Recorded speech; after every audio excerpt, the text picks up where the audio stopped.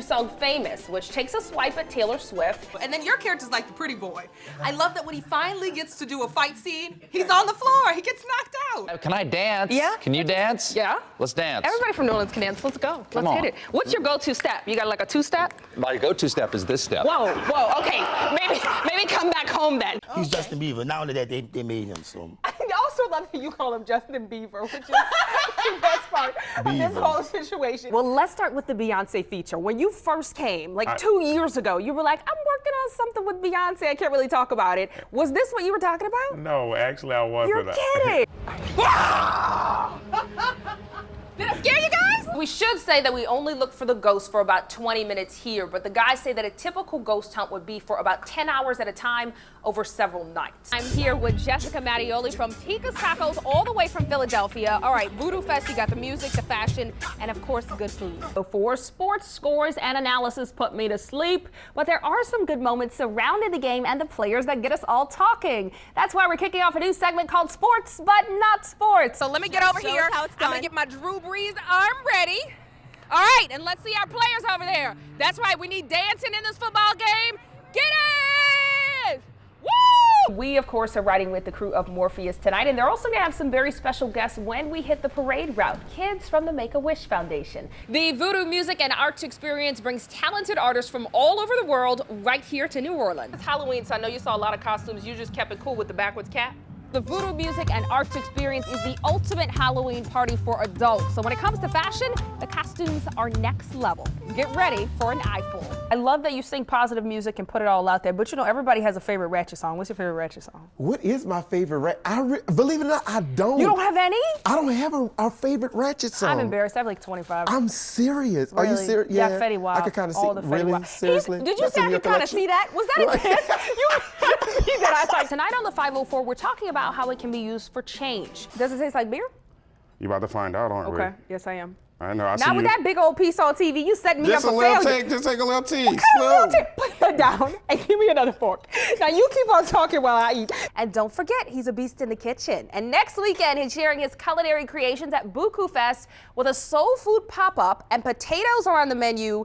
These are not regular potatoes, though. These are booty poppin' potatoes. Yeah. Booty and potatoes aren't two things I would regularly put together, but you have me sold. All right, we want to get Harriet all warmed up before her co-hosting duties tonight, so we went on a field trip to the zoo. The zoo. I love the zoo. Ah! I went on down to the Audubon Zoo, and they all asked for you. Stephen Colbert is getting his jokes all lined up for his takeover of The Late Show. And we sat down to chat about his new gig, or maybe I should say we tried to sit down. Can I dance? Yeah. Can you dance? Yeah. Let's dance. Everybody from New Orleans can dance. Let's go. Come Let's on. hit it. What's your go-to step? You got like a two-step? My go-to step is this step. Whoa, okay. Maybe come back home then. There was dancing and a little singing. Are you gonna sing a lot on the new show? As much as this, I hope.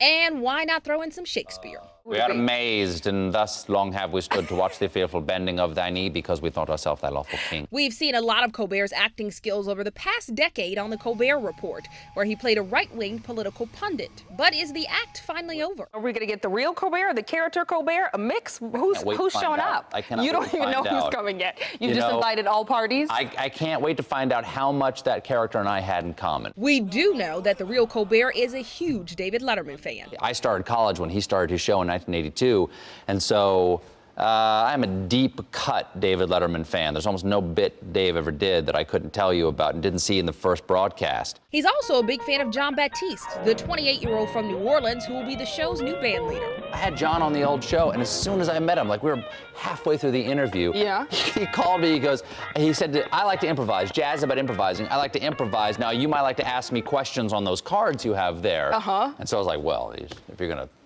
throw down like that. So I threw away my cards and I just got this close to him. Colbert is looking forward to spending time with John in the Ed Sullivan Theater on Broadway, which was just renovated.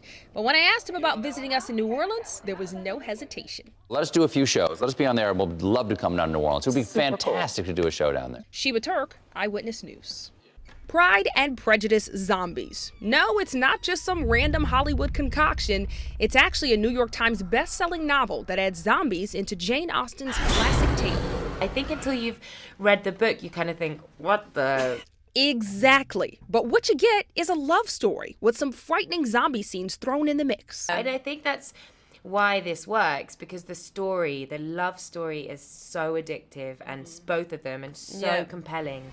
So that really drives the movie, and then you just get these zombie attacks throughout, which sort of just make it way more fun. Yeah. I shall never relinquish my sword for a ring.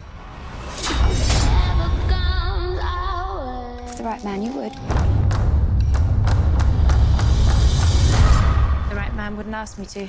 With the Bennett sisters together, we felt like the Spice Girls with swords. We were like, come on. And we felt so strong and fierce, and I just loved it. I just honestly only want to play characters like that now. Matt Smith plays Mr. Collins, and as viewers juggle between rooting for love and being frightened by zombies, Mr. Collins adds some unexpected laugh-out-loud moments to the movie. When I first read it, I thought, yeah, this could be interesting, but I sort of said to him, I'll do it, but can he be in love with Mr. Darcy? Not that we even really know that. And you came up with film. that on your own. You wanted to be in love with Mr. Darcy. Yeah, I thought maybe that could be interesting and make him, because I think, whenever you sort of reimagine or remake something like this, which is a story that has been told before, you've got to find a new flavour, and that was my new flavour.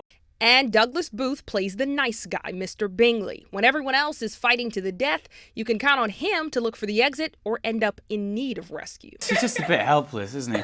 But just so lovely and affable and warm-hearted. Yeah. Which is kind of nice, because he's so polar opposite to Darcy, his best friend. You know, so many of the men in this story are insufferable. And the actors went through a lot of training to nail those fight scenes, but it was the dancing that was a real challenge for Smith. The dancing was probably the biggest thing for me. I had to learn to dance. His dancing. Was that difficult? I cry with laughter in that scene when he does it. So It's like. Y'all get back now! Y'all get back now! Y'all get back now! We're counting down Big Freedia's 5 biggest moments of the past year. And moment number 1 is when Big Freedia slayed on Beyonce's single Formation, which gives some major shout-outs to New Orleans. I did not come to play with I came to slay.